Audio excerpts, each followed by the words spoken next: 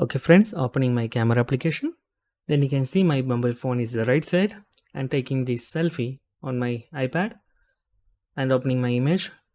Then you can see the selfie, the image is the same side whenever our preview is there. Okay, now disable that.